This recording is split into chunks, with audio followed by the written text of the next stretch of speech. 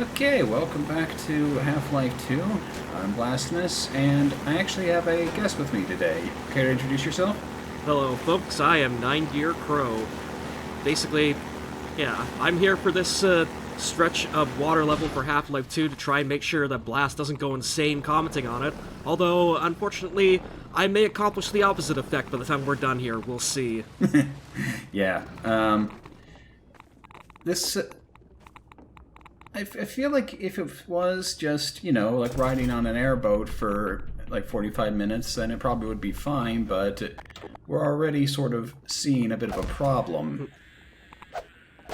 But I guess we'll get to that when we get into the chapter proper. I'm going to be doing a little bit of a detour to start off with because, well, let me ask you this. Like, when you started this chapter, did you ever think, like, what would happen if I just went back immediately? No. Yeah, me neither. Like, the Half-Life series sort of always encourages you to keep going forward, so I don't know how you would ever think that something different would happen if you just immediately went back the other way. But something does happen.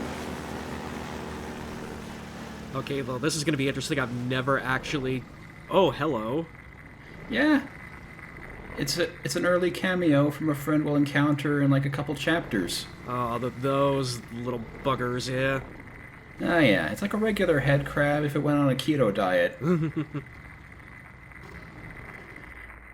And actually, like I heard that something like would change if I turned back around, so I decided, hey, you know what? Like, what if I just went all the way? Like, there was that guy back there, like, you remember, like next to a box with a bunch of SMG ammo. I don't remember. I don't know if you remember that. Sort So I of, was yeah. thinking, like, well, if something changed here, then maybe something happened to that guy too. And yeah, like they repopulated this area somewhat with head crabs, so that sort of supported my hypothesis. Something interesting is going to happen though, and I suspect that most people won't see this either. Not the new head crabs, like I already explained that, but yeah, I think like I might be wrong, but I don't remember that body being there before. Like, that might be that guy that I was referring to. But anyway. Here we go. You ready for a surprise? Alright, lay it on me. Yeah. They would prefer that you keep moving, I think. Yeah, no, I'm sort of getting the subtle implication here that that's what should be happening, yeah? Yeah, so let's get back to where we were. So the airboat controls pretty darn well, actually. Like, it uses tankish controls, like where left and right to turn you, and you can actually like look independently with the camera, and we're already stopping again. Of course, every time you find that damn lambda symbol. But, yeah, the airboat advantages, I guess, turns rather easily, is incredibly fast when it gets up to speed. Disadvantages, has a center of gravity roughly relevant to wherever the hell it wants to have it at any given point when you are driving it. Hey, it's our old friend. The Gaman. Yes. Good old G. And, yeah, I wonder if, have you been timing, like, how long we've actually been able to drive the boat versus, when we have to get out of the boat and go on foot? Like, I think at this point you can measure our boat riding time in, like, less than a minute. Oh god, yeah. Anyway, we were directed to meet the rebels at the Red Barn, and, yeah, seems as if that's not gonna happen. What a shame. Well, again, it just shows you just what kind of an asshole the G-Man is. He shows up at the Red Barn, basically meets the rebels, has a nice conversation with them, and then calls in a Combine head crab airstrike directly on his own position to kill them all. That's, yeah. I don't suspect that's what happened, but it's a nice interpretation. It just Also, nice map. Like, I can just imagine him just, like, appearing out of nowhere in the corner. It's like, may I borrow a cup of sugar? And then 5 seconds later, everyone's dead.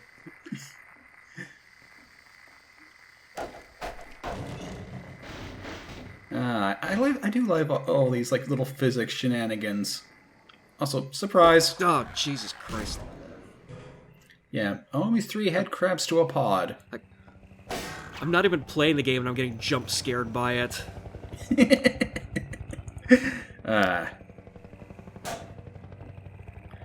Well, guess there's only one way down. Yeah, 2 equally unappealing options. At least this one probably won't hurt. Yeah, like it's a bit easy to slip on the rafters and then like shatter your knees. I don't like that. Yeah. Alrighty, so we're back in the boat. Like, let's start the timer.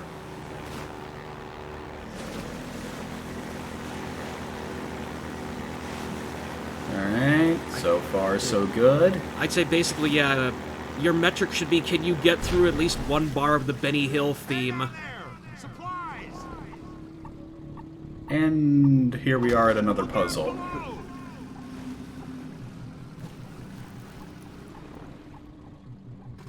Like, they called this chapter Water Hazard, and yet, like, yeah, I don't know. I feel like there's something wrong here.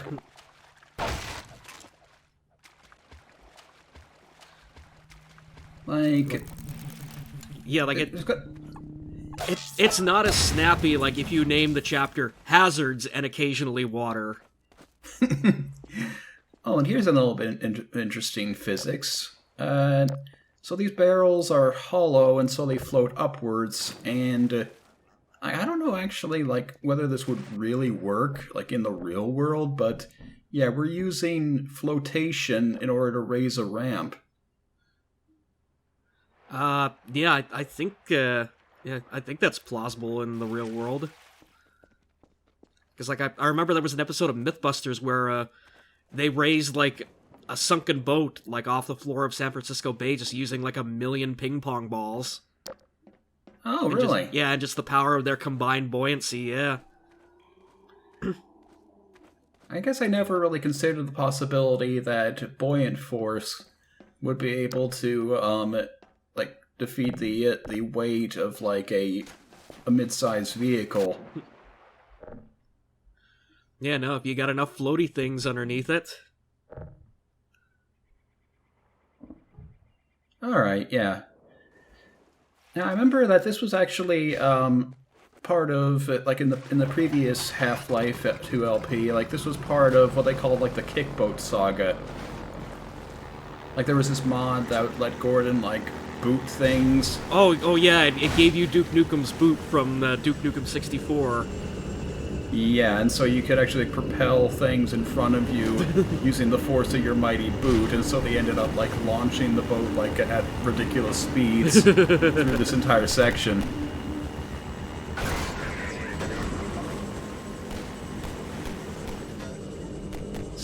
Oh, by the way, yeah, like, our boat currently doesn't have any weapons, so we're just kind of having to use ourselves as a high-speed projectile. Note how he said currently there. I mean, yeah, like, I'm not gonna spoil it too much, but, yeah, we will eventually have a different means of defending ourselves. Although, ramming the boat into objects and people is quite satisfying at this point in the game, though, I will admit. Mm-hmm. Watch out for those barnacles, by the way, though. They will just yoink you right off your boat. And we'll be seeing it later in the chapter, but I love how the game just plays with that imagery and tries to fuck with you a bit with it. The imagery of what exactly? Just lines dangling from basically overhangs placed directly in front of your path. Yeah. Like, I'll point it out when we get to it, but yeah, it's gonna be quite somewhat of an interesting twist on it, I suppose. Also, for God's sake. Yeah, this gate puzzle here. I guess it's not so much a puzzle as just a bit of a detour. It's like, where the hell is this game set? Rotterdam? I mean, it is supposed to be, like, somewhere in Eastern Europe, I believe. Like, that's the implication. Hmm. Somewhere very brown, apparently. I don't know, like, I guess this was what was considered, like, the height of graphics back then. Everyone wanted to be real. And by real, we meant that everything had to look dull. We now have direct confirmation of a disruptor in our midst. One who has acquired an almost messianic reputation in the minds of certain citizens. Hey, His figure Breen. is synonymous with the darkest urges of instinct, Bean. ignorance, Why did I call him that? Good old Dr. Bean. excesses of the Black Mesa incident have been laid directly at his feet. I do like this window shattering effect here. Continue to imbue him with Like, romantic power. you know, other games, like, the windows would just kind of, like, shatter all at once, but no, like, they simulate things just getting chipped out in tiny ways. Citizens of the Just dangers of magical the reinforced glass of everything here, yeah. dark pit of our species' evolution. Let us not slide backward into oblivion, just as we have fight. Also, this juxtaposition of Breen going like, oh yes, we're beginning to ascend the ladder of evolution. Mangled corpse right here in the background. Oh, yeah. And also, grenades! Ooh. Unfortunately, these grenades kind of stink. Like, I'm not a fan of them. Really, Here's because the Here's a big problem, I think, is, well, we'll see this in a second, like, once we have an opportunity to use them, but, like, the grenades themselves, like, they're fine, like, they have a nice satisfying boom to them, but, well, yeah, like, they cook for, like, forever, basically. Yeah, that's I think the disadvantage that I find of them, like one of the things that to keep going back to Killzone and various LPs, but like one of the things that I like about those games is the fact that like not only do they let you cook the grenades, but they actually give you the timer on the grenade itself to let you see, okay, 3, 2, 1, boom.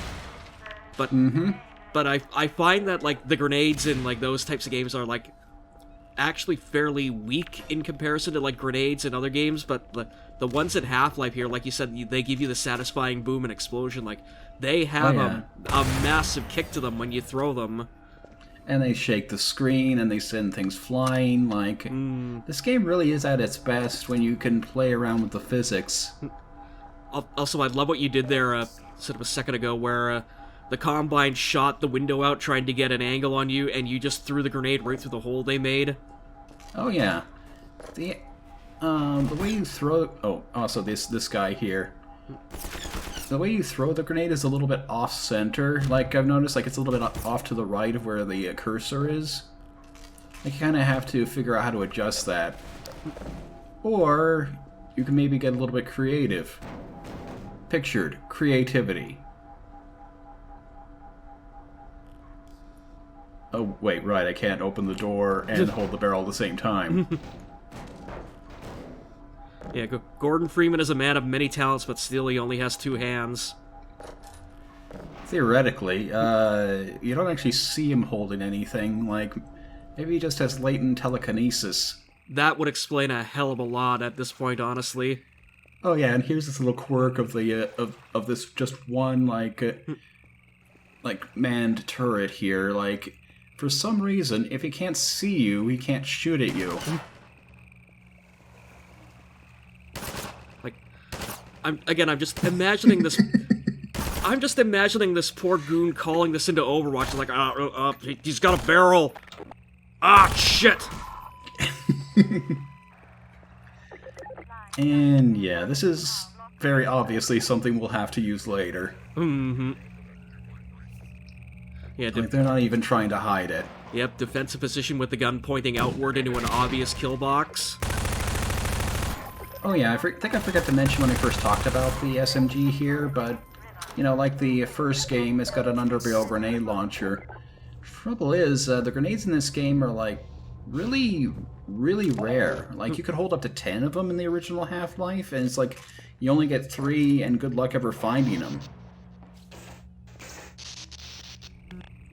Okay, so, main controls are out, but I see a secondary solution.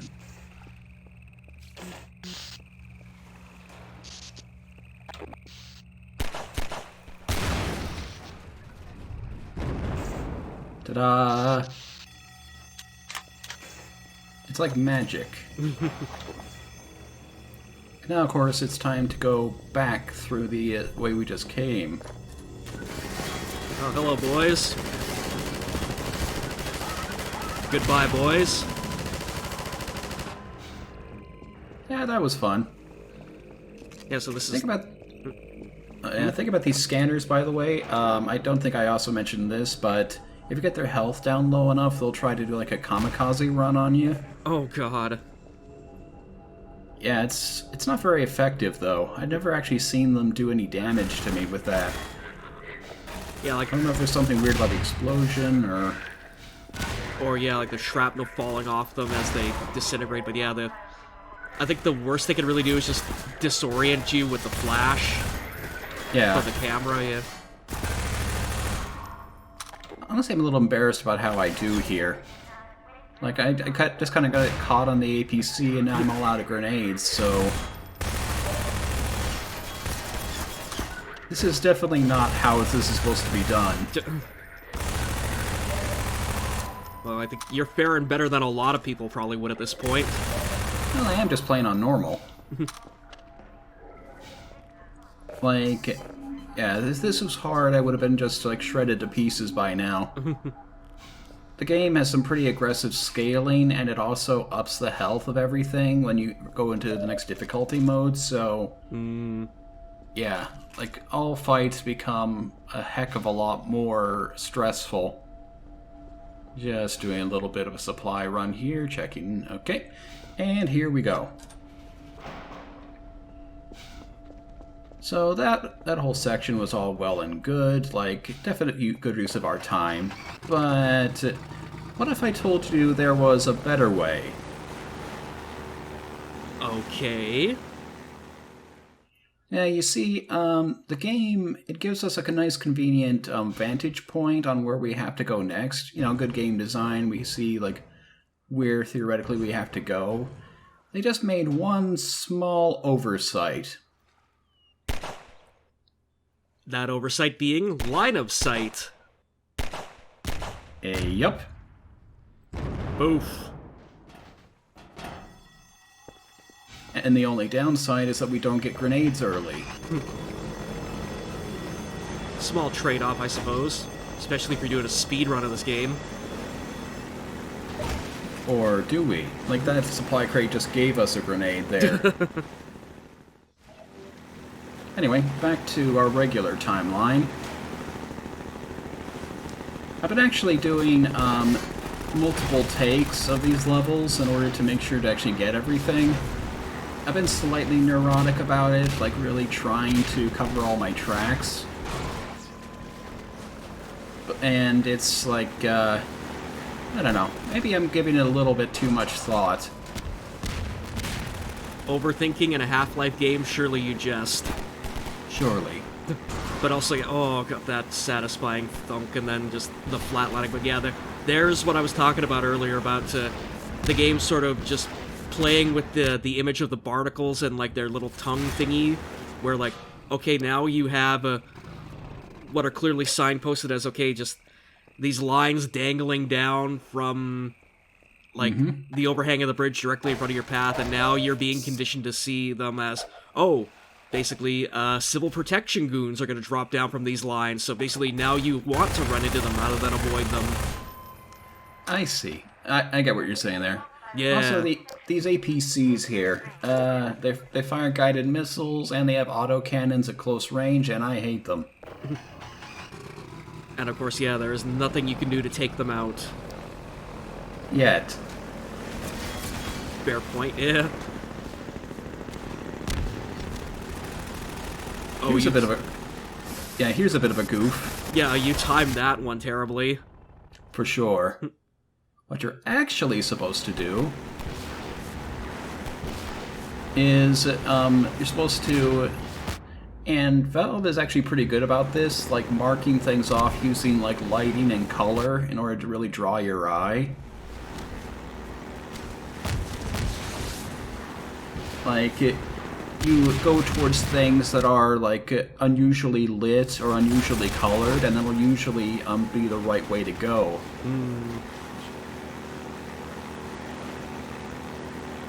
Yeah, Incidentally, sorry, what were you saying? I was gonna say they put that to great effect in Portal and Left 4 Dead as well.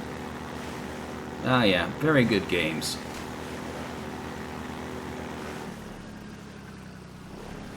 Alright, bit of a pit stop here. We are kind of banged up.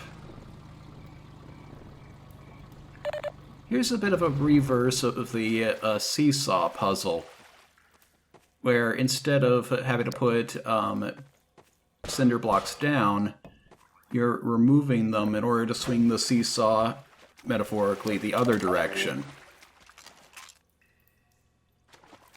So, like, correct me if I'm wrong, but, like, the cinder block seesaw is the first, like, real physics puzzle you encounter in Half-Life 2, right?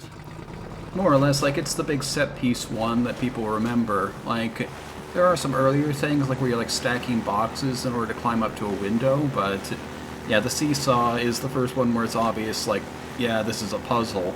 Yeah. I don't know, I don't know about you, but I always found that one, like, sort of mildly insulting because, like, yeah, it's definitely, like, Valve putting the flag in it going, like, hey, look, we made a goddamn physics engine. And yet at the same time, they also did it in, like, just the most simplistic way of, okay, like, do you understand how a seesaw works? I mean, yeah, like, I think they were trying to make it simple in order to clue people in to, oh, hey, here's the Magnum, by the way. I don't like the Magnum that much. Yeah, great power, crappy accuracy. And a lengthy-ass reload. Yeah, no, the Deagle still remains the better option for sidearms at this point. Yeah, kind of wish that I had finished my Opposing Force playthrough, but, you know, I just kind of lost interest in it. I mean, I don't blame you, it's Gearbox trying to make a Half-Life game. And a tactical shooter variety, no less. Anyway, here's our old friend the helicopter. We're gonna get well acquainted with him for basically the rest of the chapter.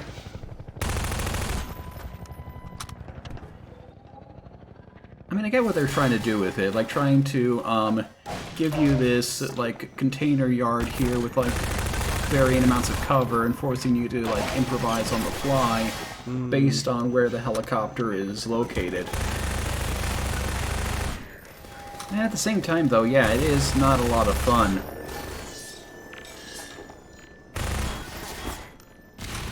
Because, yeah, the helicopter is also sort of just basically a big threatening metronome trying to keep you on Valve's time going through the level. Where it's like, okay, like, you cannot really afford to really stop in any open area for any length of time, lest the helicopter basically blow the crap out of you. For sure, yeah. It's sort of intended to put a bit of pressure on the player in order to keep advancing.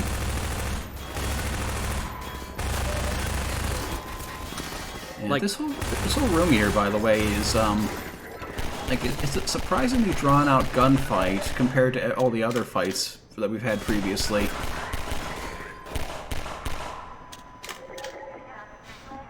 Like this particular like storehouse room or whatever, like for some reason they just throw all the enemies in here. Anyway, well, what were you saying before? Oh, no, I've forgotten it by now, but Well, in that case, look at this cool explosion. ooh. Yeah, I suspect you're supposed to be like chipping away at it with the grenade, or with the crowbar, while dodging the helicopter. But, you know, I like this method like a lot easier. A lot easier, a lot better. That's what I was supposed to be saying. Ah, well, I'm not gonna get it in editing. Also, I don't know about you, but this chapter, I think, for me, was the first time I sort of became aware of just the Combine Overwatch control voice that's on the radio constantly every time you're taking out all these goons. Oh yeah, like there are lots of really like situational lines, and if you listen closely, it sort of gives you a little bit more insight into sort of like the different aspects of the civil protection. Like they mention, for instance, like administering a certain like amount of like combat steroid, and also awarding good performance with various incentives. And just to, well, first of all, just before we go, okay, Combine Hilo, go fuck yourself. Yep. But but yeah, like regarding like sort of like again the Overwatch controller like on the radio, just the you again get the weird sense of just like not only just the Combine's like battle doctrine, but like their replacement terms and like terminology for please run the whole way, balancing back on the beam. Aw. Nah, I was thinking about it, but then I kind of chickened out. But yeah, just so back to the Overwatch just for a second about again like the terminology about like how they use like instead of like tactical terminology they use medical terminology Or judicial terminology, Yeah.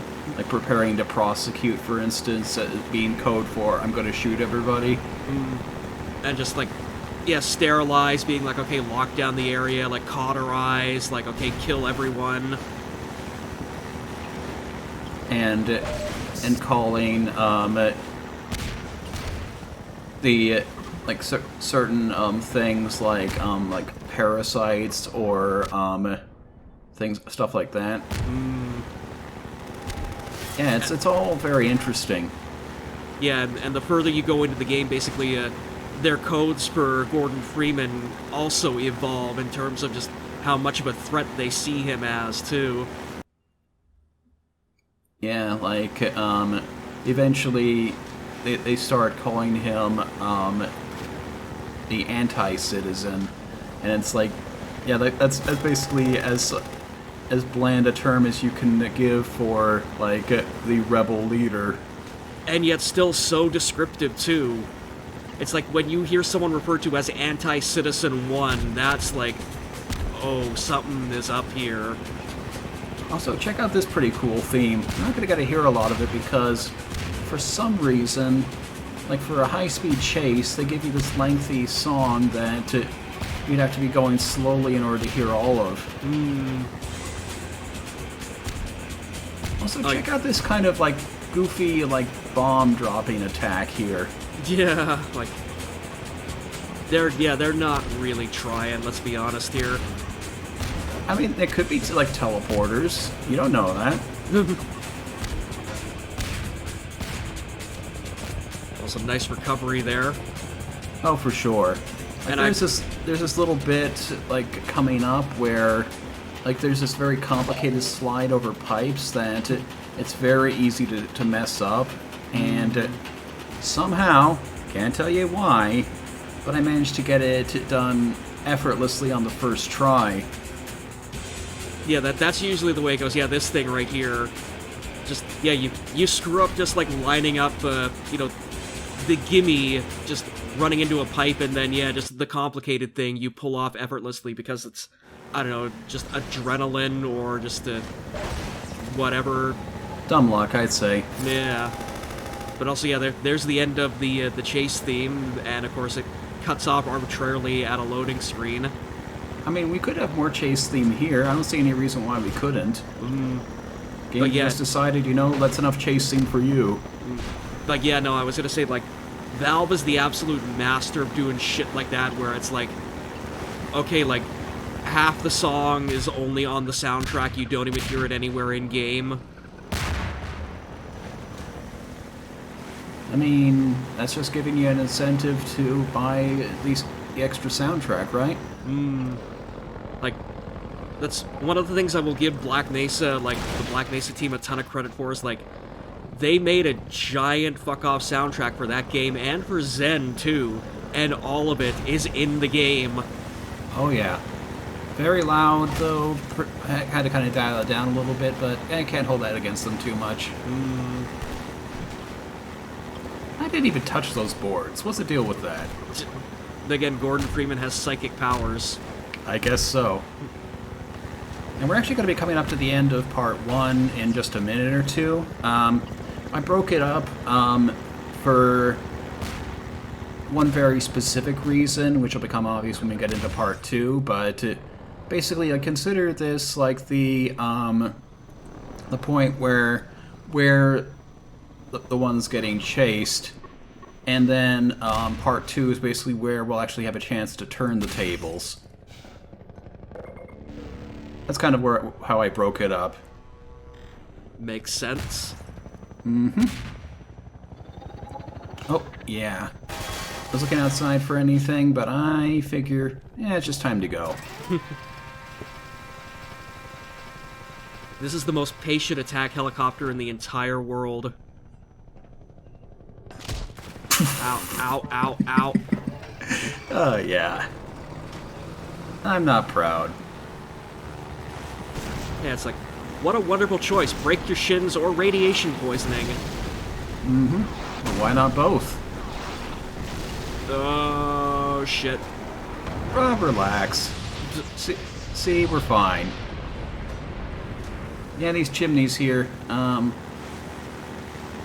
think that's the only time they actually appear. And, yeah. That's about it, really. Like, we're going to be heading into part 2 shortly after this, basically. See ya.